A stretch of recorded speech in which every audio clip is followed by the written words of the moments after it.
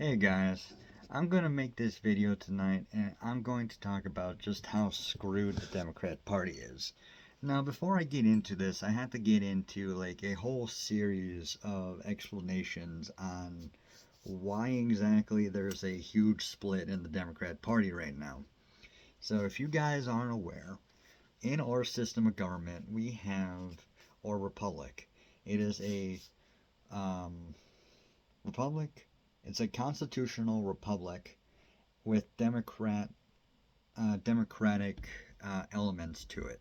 So, for instance, we vote in like certain taxes for ourselves in our local cities, but we actually, for representation purposes, we do not vote on basic bills and crime laws and everything like that. We basically vote to have representatives go to the government for us, and they're supposed to represent our actual needs. So, on a scale from, say, Republic to Socialist, there's a few steps in between. You have Social Democrats, Democratic Socialists, and then the Socialist, okay? And then for our Republic, we have our Democrats and our Republicans, alright?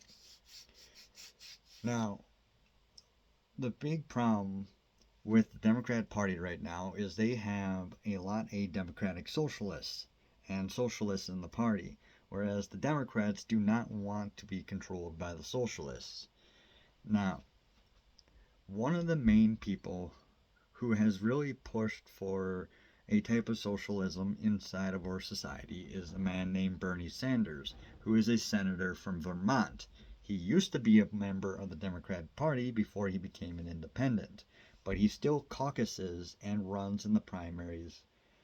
Or, well, he doesn't run in the primaries for his Senate position, but he runs in the primaries for the Democrat Party for the president, for presidential races, okay? He runs as an independent for the Senate.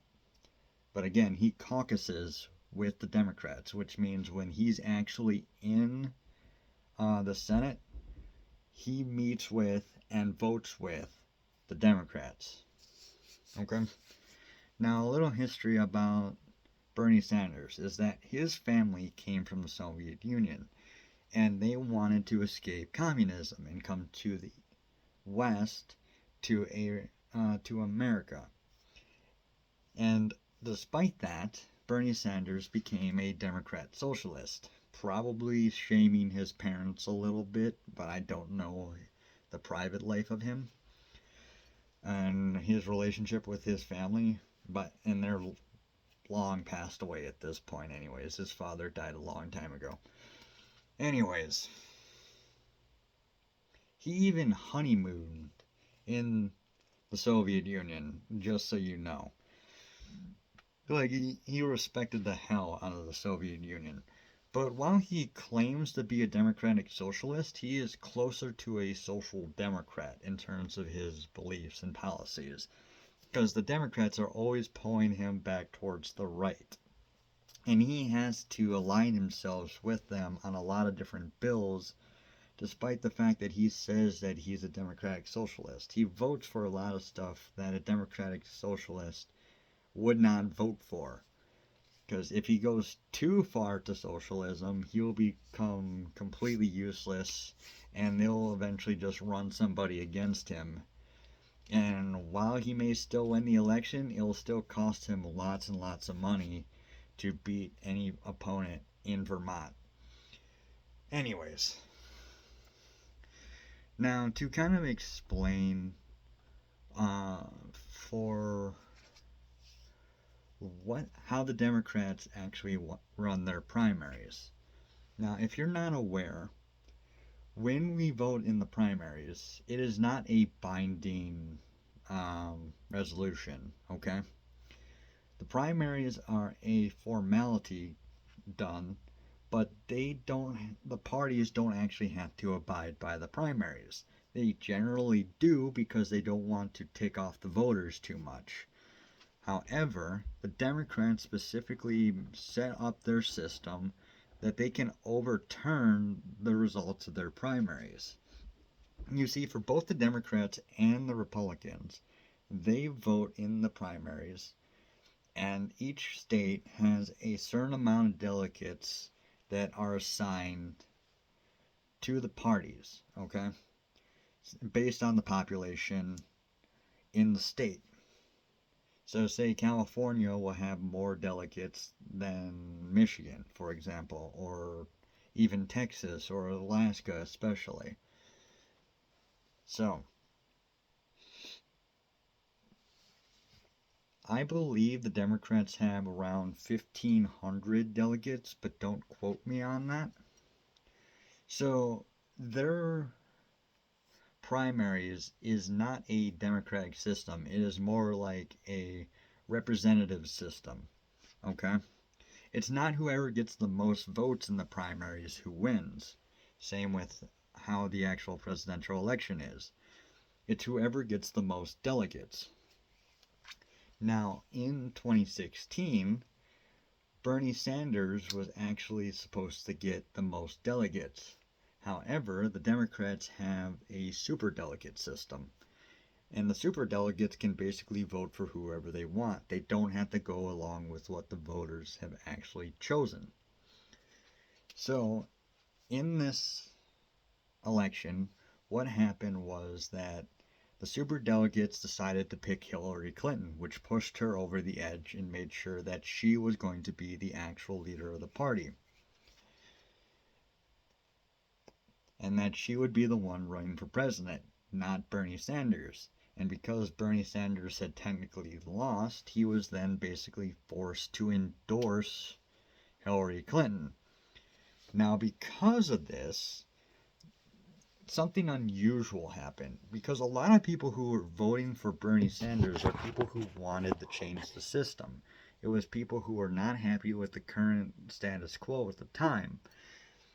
So they had really wanted somebody who did not follow the orthodoxy, somebody who would do something different, whether or not that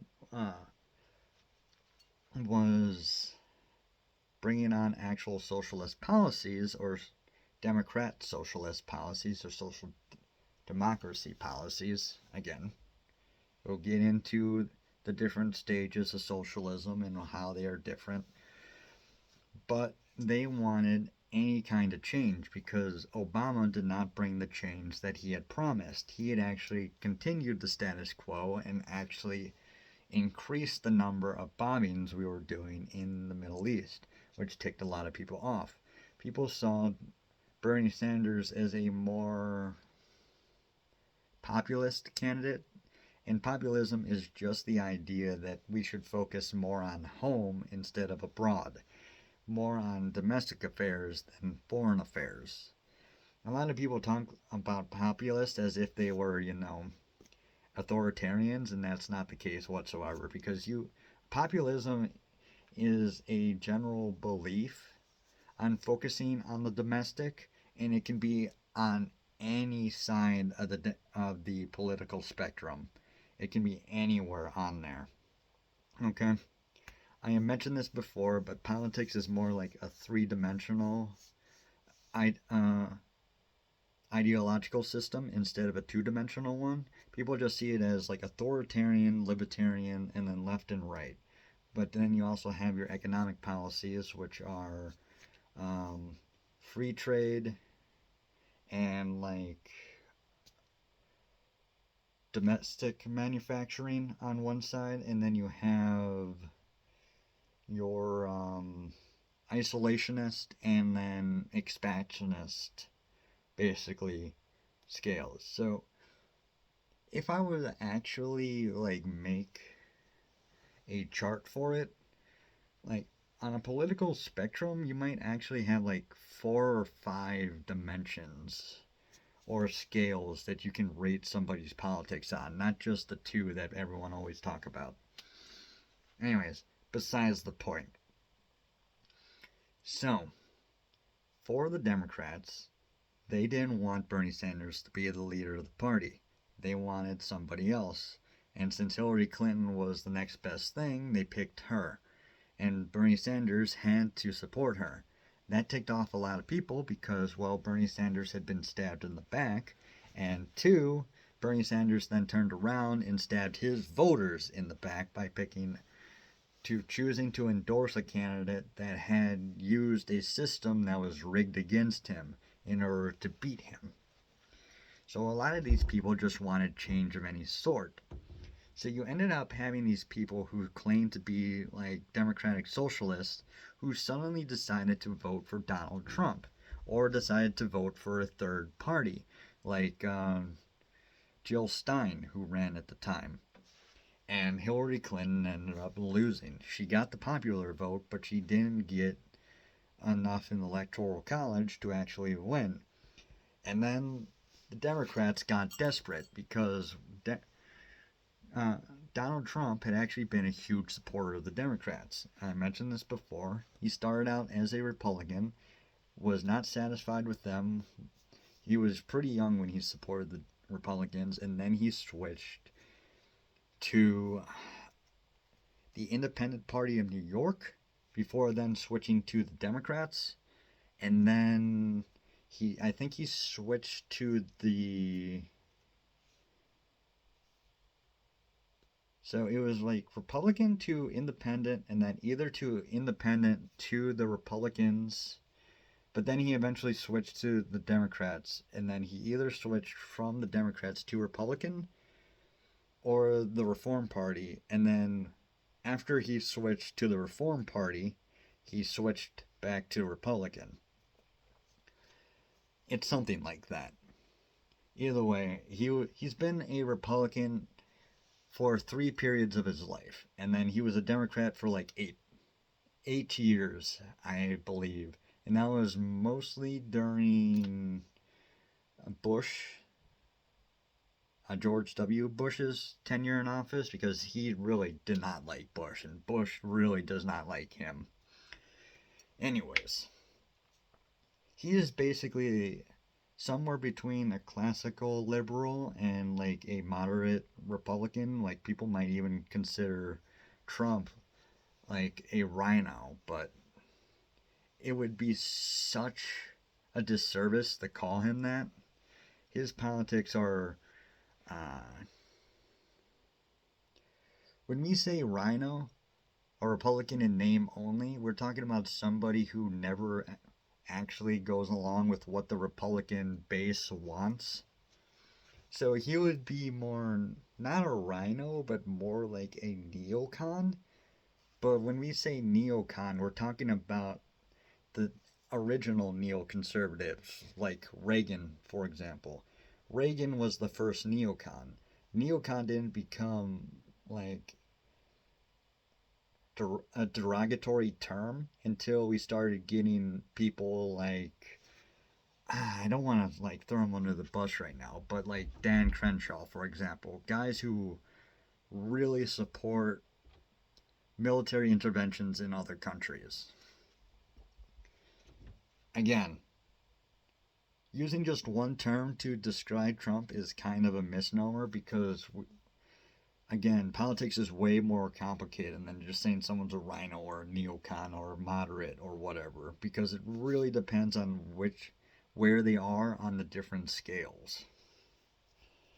But like the closest Trump would come to would probably be like a neocon who is also not a warmonger, which is strange. Anyways, a lot of partially Trump won because a lot of the Bernie supporters would not switch to Hillary Clinton or even switch to Donald Trump to really stick it to the system. And those people actually some of those people became huge Trump fans, which is kind of strange, but they wanted change and they got it through Donald Trump. In 2020 then, Bernie Sanders ran again. And this time, the superdelegate system was not rigged against him. Instead, what happened is that there were so many candidates that were running. There were like 25 to 30 candidates that were running in that race, and a bunch of them dropped out on their own. But then you had several people who were moderate Democrats. This would include people like Pete Buttigieg and Joe Biden. Well, these moderates were eventually convinced to drop out of the race because Joe Biden wasn't doing very well in the first few states. However, one of the other candidates in the race was Elizabeth Warren, who, while she's not a Democratic socialist like Bernie Sanders is, she's not even a social democrat. She is more left-leaning than most of the Democrats in the Senate, and she was the main competition for Bernie Sanders. While all the moderates who were in competition for the moderate vote in the Democrat Party with Joe Biden, those guys were convinced to drop out and throw their support behind Joe Biden. And then Elizabeth Warren was convinced to stay in the race so that she would take votes away from Bernie Sanders. This is the theory on how that race actually went down, because it seemed awfully convenient that Elizabeth Warren stayed in the race when she knew for damn sure that she had no chance of winning. She had done very poorly in the first few races, but she had been taking votes. If she was taking votes for anybody, she would be taking votes away from Bernie Sanders, who was getting more votes than her. Whereas Joe Biden had gotten uh, relatively few votes, but all the moderates dropped out, and suddenly Joe Biden pulled into the lead. And again, Bernie Sanders was screwed over, and he ended up losing the race. And then he again endorsed Joe Biden, basically forced to go along with what the party wanted, despite the fact that he knew for damn sure that the Democrats had stabbed him in the back for the second time. Again, this ticked off a lot of Bernie bros and a lot of those guys. Now, there were two options for the Bernie bros. Well, three options. One, they could just ignore it because what could they do about it? It was completely out of their hands and they just became completely disillusioned. The second option was they became basically Trump supporters because Trump was basically the only person who could actually win in the 2024 election. And the third option was they just went full Antifa and just turned into extremists at that point. Now, a lot of the people who basically just gave up and just sat back and waited, became huge fans of AOC. Now, I guess I should talk about more about the politics. We have in our system, in our republic, very few socialist type policies. Now, for us, we have both Medicare and Medicaid. These are programs to allow people to get health care if they cannot afford health care on their own or if they're not provided health care by their employers. Now, for this specifically, this is not a mandatory program, or for most of the history that we have had Medicare and Medicaid. It is a voluntary program that you enter into and that you pay a small amount of money for, and it covers your basic necessities. It may not cover everything, it may not be good, but it will help people who need it, okay? Then you have your social democracies. This is like your Sweden and your Norway. These are societies that kind of make it mandatory to have some kind of health care. If you cannot afford health care, or if you're not provided health care, you are basically forced to buy into the program. In these societies, they have a high tax rate because they have more social programs that you have to deal with and that have to be funded by the people. In Norway, for example, I think it's like something insane like 60 to 70% of their actual income has to just go straight to taxes. Like, it's absolutely insane how much they pay in taxes. If you're not aware, we pay about 40% in taxes in America, and that's working on relatively minimum wage. Now, we do get tax returns, so it doesn't end up being 40% for the lowest earners of us, but it is relatively high compared to what it was when we had our revolution back in the day. Oy, not saying that we need a revolution or anything. I'm just pointing out how low the taxes were back during that caused people to have the revolution. Nowadays, our taxes are used to provide funding for roads and schools, which back then they did a lot of homeschooling, and roads were not as much of a necessity because they didn't have cars. They would more have like hard pack for country roads because that's all you really needed for like horse and buggies, and people wouldn't really travel between cities that much. Now we have to maintain an interstate highway system for all the trucks that deliver goods from plants to the actual stores and the actual warehouses throughout the country. We have a lot more to maintain nowadays than they did in the 1800s. Okay. Anyways, that's your social democracy in like Norway and Sweden is they have mandatory programs that people have to pay into, and they have to kind of like if they don't have health care they have to get it. Okay. Then you have your democrat socialist countries. These are countries that also have a more socialist type of government instead of a capitalist type of government. In socialist countries, businesses are often actually owned by the government, and items are provided to people such as like basic like cars or TVs or that kind of stuff. Now in the second World War, I, I try to avoid saying that because I think it downgrades my videos, but both the man in Germany and the man in Italy both base their policies on socialism. Now, for their policies, their corporations and their companies uh, were basically forced. How to explain the ideology of the funny mustache man?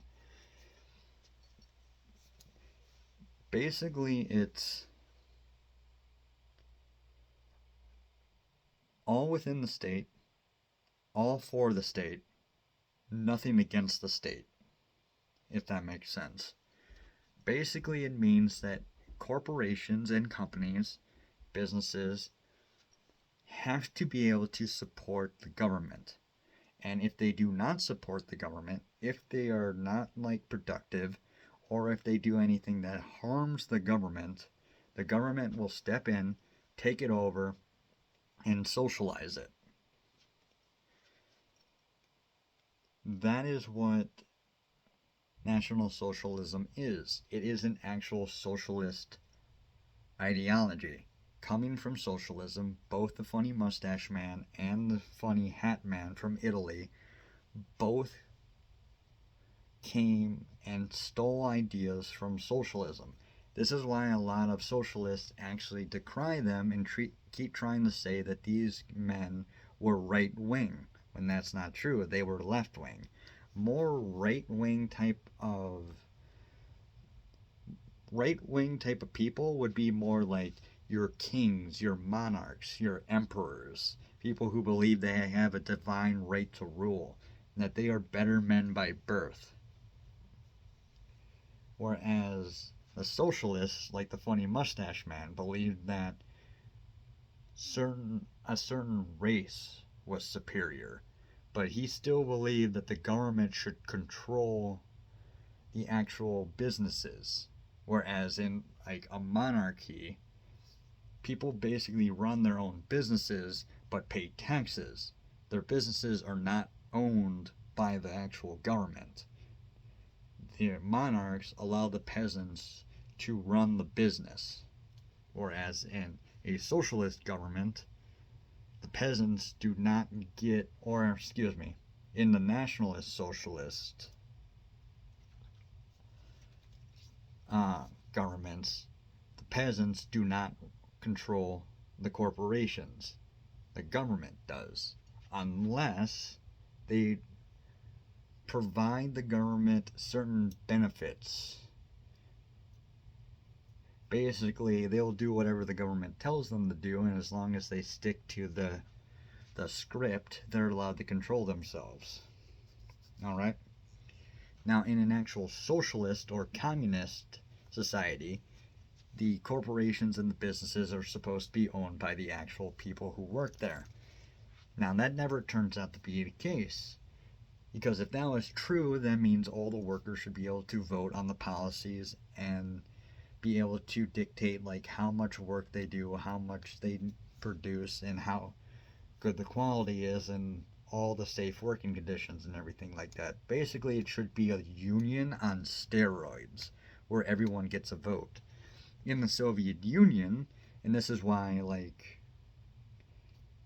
China and Russia argued a lot about what true communism was. In the Soviet Union, they basically treated a lot of the workers inside the actual factories basically like slaves, and they would die in droves, or they would be arrested for having certain beliefs or saying something against the government, and they would end up being disappeared. There's actually a story written. It's not, well, it's not a story, it's actual historical document, but there was a socialist in America who decided to move to Russia to become a socialist and become a Russian citizen. And he ended up working in a factory. And he wrote a book on his experiences. And this was a hardcore socialist. He bought into everything Marx and Engels had ever said. He believed wholeheartedly in the system. He denounced his citizenship for America and moved to Russia to become a true socialist. And he just rates just how horrible the conditions are in the factories, how they were forced to meet certain certain production quotas, to the point where they had to produce so much that the quality of the actual product they were making was absolute garbage. They were being asked to produce way more than they could possibly ever meet. And if they did not meet those like production goals, people would just start being arrested and thrown in jail. So the system became very corrupt because the people in charge had to lower the standard quality of the goods they were producing, because if they did not produce enough, well, they would be eliminated. So they had to start like greasing palms, paying people off, cutting corners, just a whole bunch of stuff that made life very dangerous to work in the factory, and producing stuff as cheaply as possible. China's belief was that, and basically how this turns out is that one person would always end up on the top of the hierarchy, and then there would be a Soviet, which if you don't know what Soviet actually means, it means a council of people. Basically, a Soviet, a group of people would control the government. Now, hilariously, while China disagreed heavily with a lot of stuff that Russia was doing, they basically ended up being ruled by a council as well. And their leader became like the head chairman. So they still ended up having one person above everybody else in the government. So they ended up in a very similar position than the Soviet Union, but they always just still argued about who was the true socialist in the world. Whatever, man. Either way, socialism has never led to the workers actually getting power over the factories. Socialism is supposed to be that the workers have the ability to actually dictate how the factories are actually run and how safe they are, and like the production quality and all that. Like the workers are supposed to actually own the businesses. This is why socialism always fails, though, because there always has to be somebody making the actual production goals. If you try to run something by committee, If you have a million people trying to decide on what society should be doing and what direction they should be going, no decision would ever be made. There always has to be a small group of people, such as Congress or a parliament or some kind of group of people, who dictate how things should be run, and they should represent the needs of the actual people, because the people actually have to work for a living. They cannot go to work to produce goods or produce services and then come home and then spend another 10 hours debating on how exactly we're going to tax people, for example. Anyways, that's not really the point of the video, though. I just wanted to give the general history about this, and then I can always point to this video. It's like, hey, this is how socialism is supposed to work and why it doesn't. Now, that's just a general overview. This is why also Bernie Sanders is closer to a social democrat, because a lot of the socialist policies that he would be pushing, he can't push because there's just not enough support for it. So he wants to stay in the good graces of the Democrats while slowly pushing more socialist policies. This is where AOC comes in and why the Democrats are so screwed. Now, the reason why the Democrats oppose Bernie Sanders and oppose AOC specifically is because they do not want to be in charge of everything. We like to say that they want to control everything, and it is not necessarily true. They want to have control in the background. So they don't want to be front and center. Because if they have to provide everything to the people directly, like a socialist government has to, that would mean that they actually have to be the face of the product. They would have to provide all the services and all the products directly to the people. And if those products and those services are subprime, they're not as good as what the free market provides us, then they will be blamed for it. And that could lead to a whole host of consequences for them. Not only that, they like private ownership like anybody else in America. Democrats do not believe that everything should be owned by the state. Your house, your apartment, these things you should have rights to control this stuff.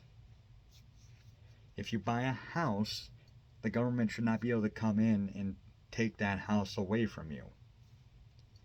Now, apartments are slightly different because an apartment owner can evict you if they have to shut down the actual apartment complex. So let's say the apartment complex is unsafe. They can evict you from that apartment complex. But there are rules in America where you can't just kick people out because you want to kick them out.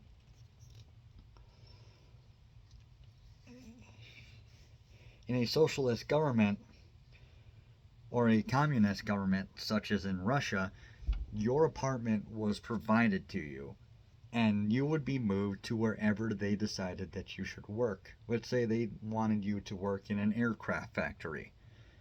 They would say, okay, you're going to move to this city, we're going to provide you the transportation, and then you will be provided an apartment when you move there. And that apartment is yours, you cannot live anywhere else, that is the one place we want you to be. Again, this is why socialism and communism is bad, because you cannot improve your lot in life. You're basically forced to stick with whatever you're given. And if what you're given is not very good, like it's a crappy apartment with black mold and it's absolutely awful in a crime-ridden area of town, well, too bad, you are stuck there, because this is the place closest to your factory. And it's within walking distance, so you're not going to need a car, so you're not going to be provided a car. So you better be dodging those bullets while you're walking out there, because if you get shot, well, maybe we'll say it's your fault and that we're not going to provide you any medical services, or you're going to have to pay off those medical services. You're going to have to take a few less rations of meat next month. What have you. The government will basically just make your decisions for you, which absolutely awful. Again, that's another reason why Democrats do not want socialist policies, because Democrats, despite what you might think, actually really love to have their own free will. I mean, they might not want Catholics or Christians to go to school board meetings and protest against DEI policies. They might send the FBI after those people, but those are people who believe in they engage in wrongthink. Okay, they don't deserve to not be investigated. They should have their lives made a living hell because they bothered to speak out.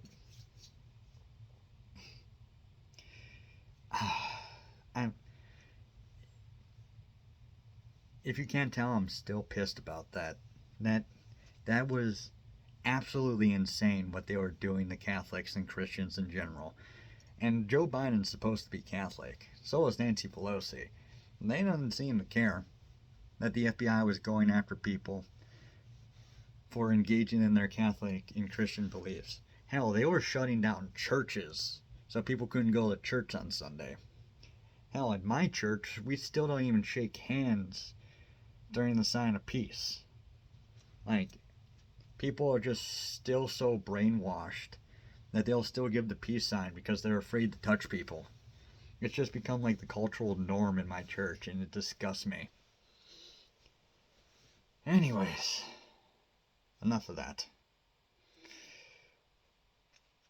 This is exactly why, though, that the Democrats don't want people like Bernie Sanders or AOC in charge. They don't want to be the face. They don't want to be the ones to blame if the system fails. And they want to not make the system more complicated than it needs to be. And as you get more and more socialist policies, the government gets bloated bigger and bigger. And while they want a bloated government to engage in corruption and such, they also believe that the government needs to be big. At least some of them do. They think that all these workers are actually necessary and that these people deserve to have their jobs. But once you get a certain amount of bloat in the government and taxes get so high, eventually you have to start taxing the rich people. And since 50%, more than 50% of congressmen are millionaires, you can see why they might not want the rich to be taxed. Because they are the rich. If you're not aware, 50% of America is not millionaires. But over 50% of Congress is millionaires. It's weird how that works. But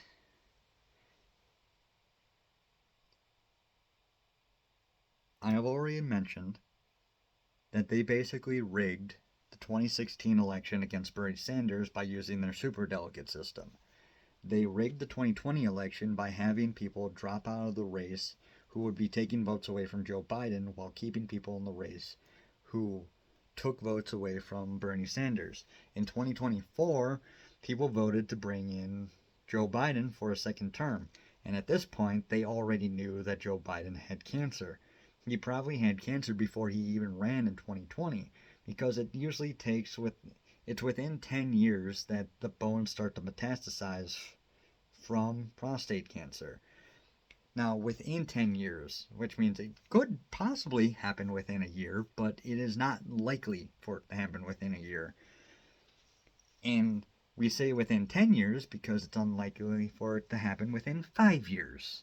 So that probably means that Joe Biden has had prostate cancer for more than 4 years so far, which means he had it before he ran in 2020. And they knew this because they have to test for this stuff. The president has to be tested for this stuff. And they never released the results for these tests. These are very specific tests. When Joe Biden was clearly not going to win the election after the first debate, they then had Joe Biden drop out, and then the delegates would come in and they would vote based on whoever they wanted at that point, because they were not pledged to actually vote for Joe Biden anymore.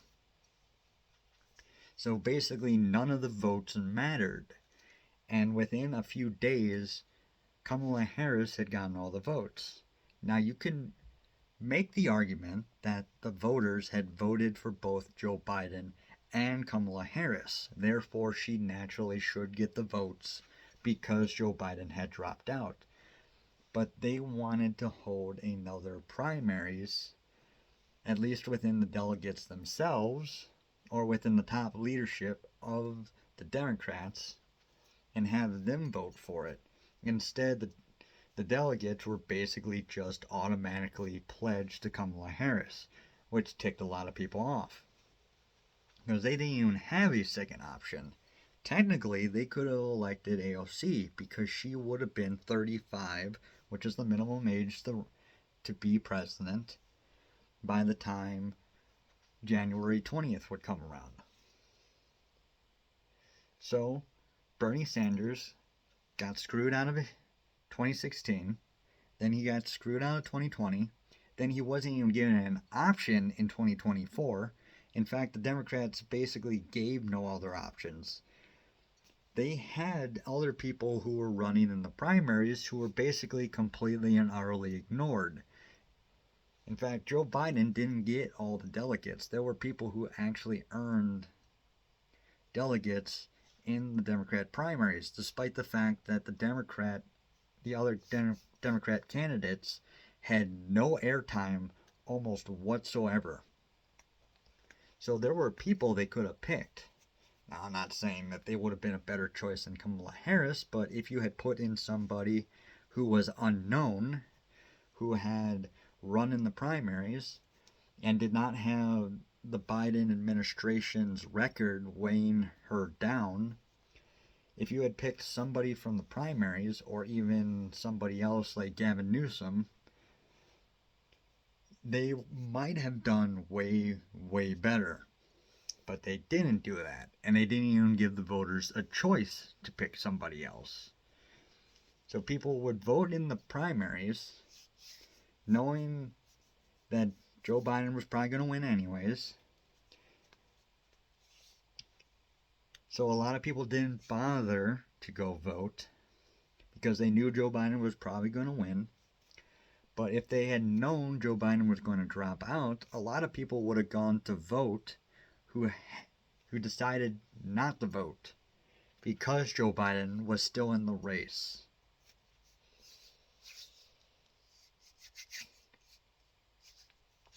And again, there were like 10 other people who were running for the Democrat primaries. And I bet none of you can name a single person who ran in 2024 for the Democrat primaries. I bet none of you can name a single person without looking it up. Hell, I actually tracked every single person and how many votes they got in each state, and what states they were able to run in. By the way, if you said Cenk Uygur, congratulations, you got the one that probably everybody knows about. Try somebody else. Anyways. There is a heavy Democrat Socialist wing and a progressive wing of the Democrat Party. It got screwed over in 2016. It got screwed over in 2020.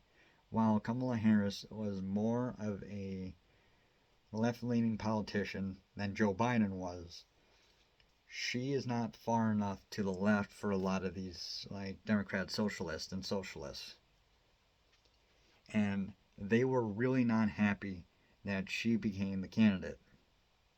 And they are also not happy that Kamala Harris and Joe Biden basically allowed Trump to get elected because they were just so awful. Now, these people have no self awareness whatsoever. They don't realize that anybody would have lost to Trump at this point.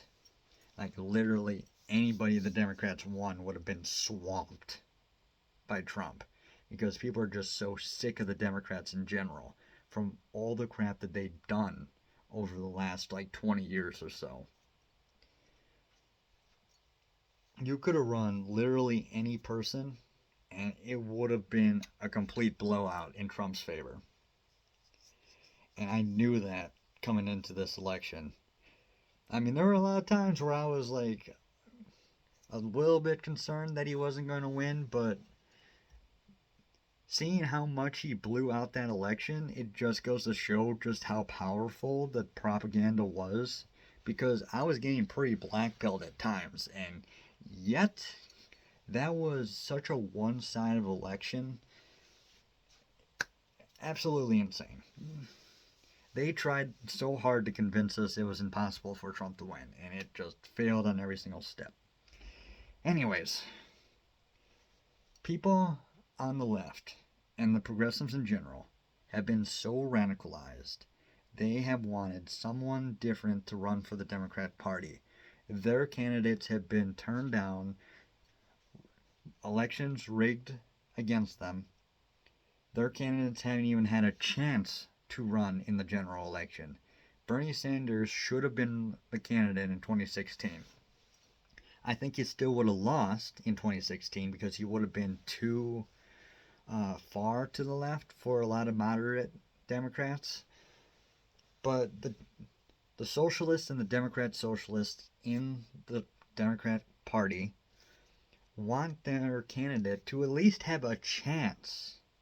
And if they see that their socialist candidate loses in an absolute landslide, they'll have two options. They'll either give up or they will become more radical. But a good portion of them will give up and never vote for such a hardcore socialist candidate ever again, knowing that that does not, that kind of candidate cannot go very far in America. But since their candidates are not even given a chance to run, they are becoming more and more radical, which means they are trying to find the most radical candidate that they can run, one that matches their energy right now. And right now, that energy is like Jasmine Crockett and AOC. Jasmine Crockett, I have talked about her before, I believe. She is a relatively rich person. She grew up in a wonderful neighborhood. I think she had private schooling. Absolute, like, born with a silver spoon in her mouth. At least middle class, maybe upper middle class. And then she talked, like a middle class person does. And then she joined Congress, and now when you listen to her, she talks like she's from the ghetto.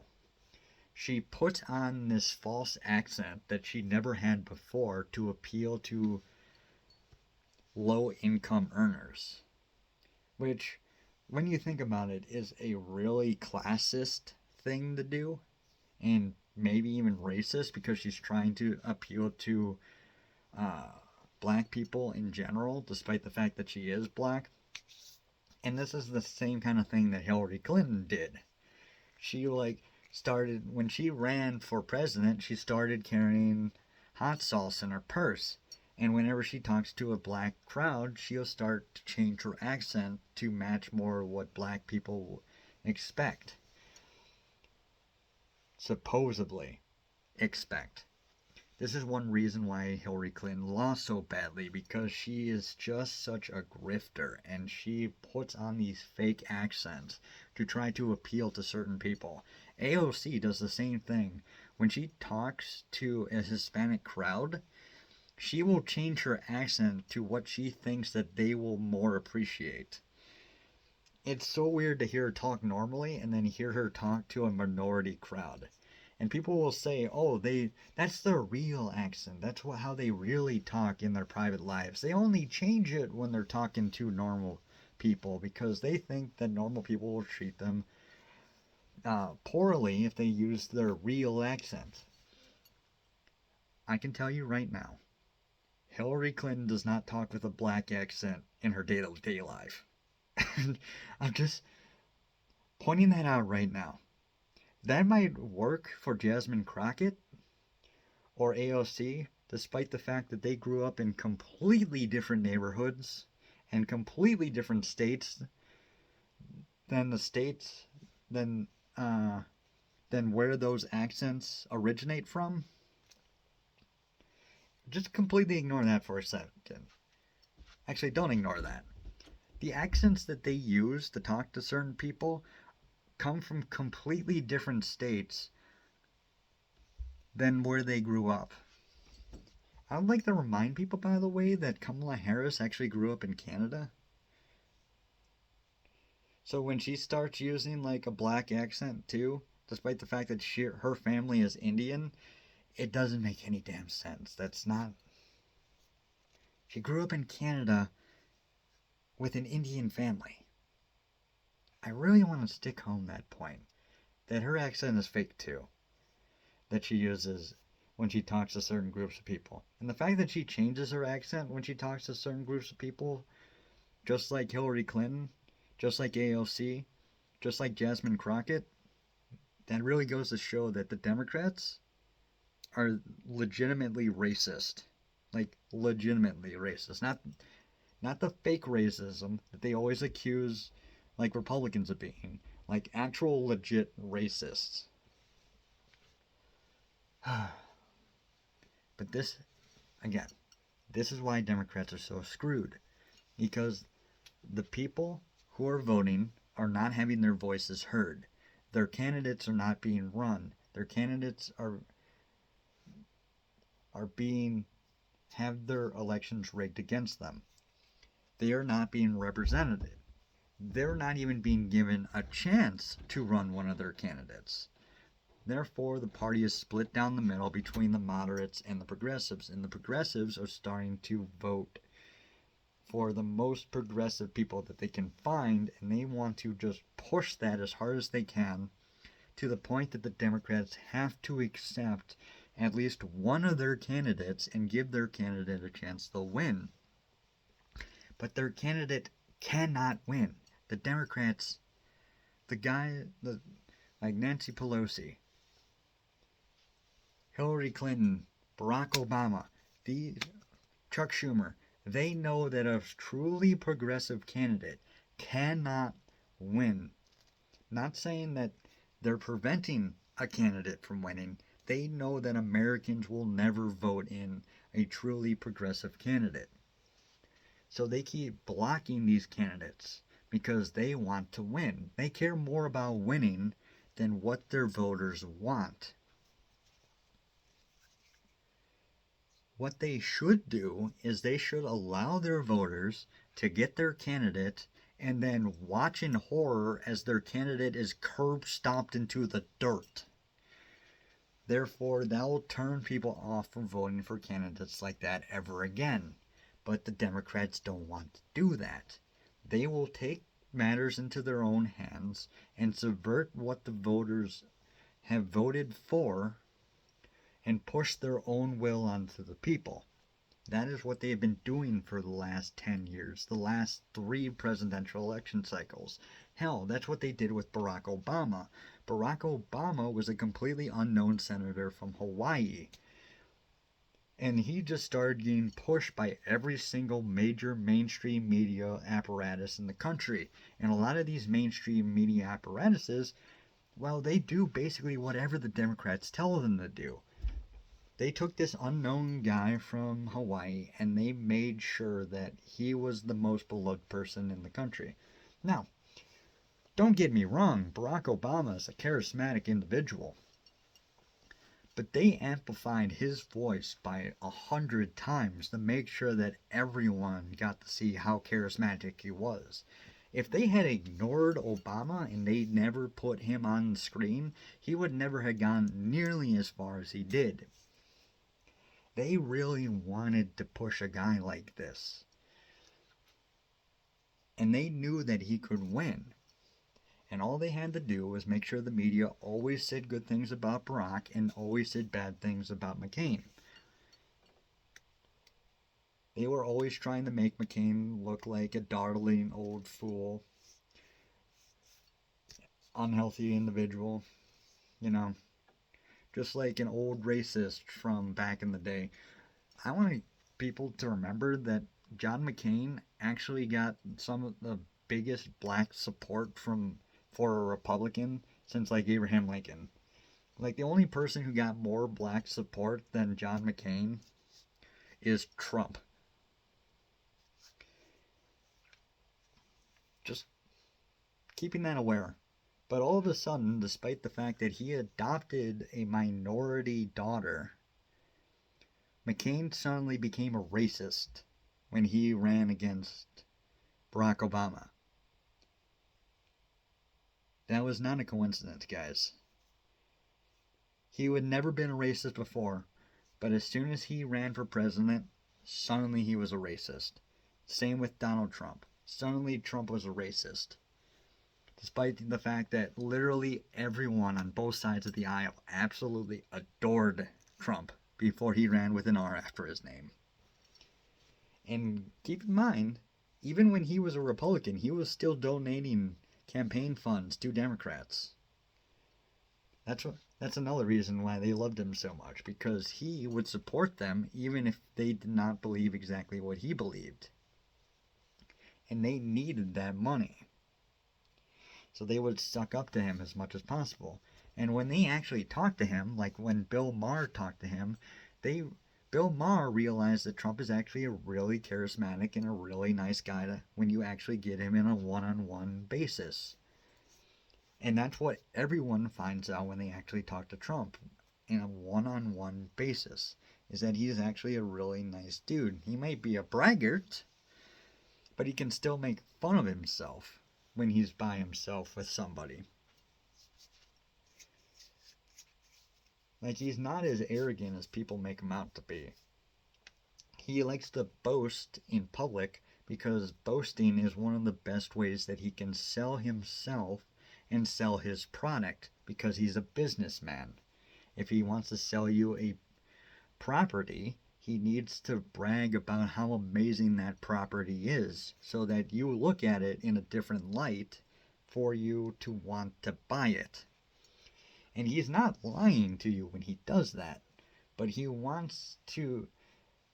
does exaggerate, but he doesn't outright lie.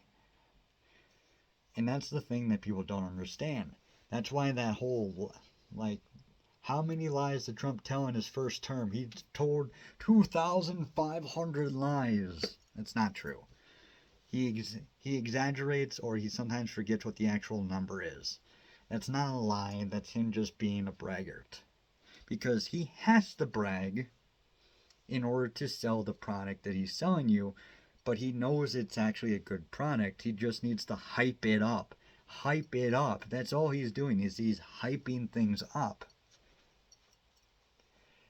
knowing that they're absolutely wonderful products. Anyways, I am going to start ranting again. So, what should I call this one? I think I'll call it something along the lines of why a Democrat socialist, or I'll figure it out, guys. That's it for now. Bye.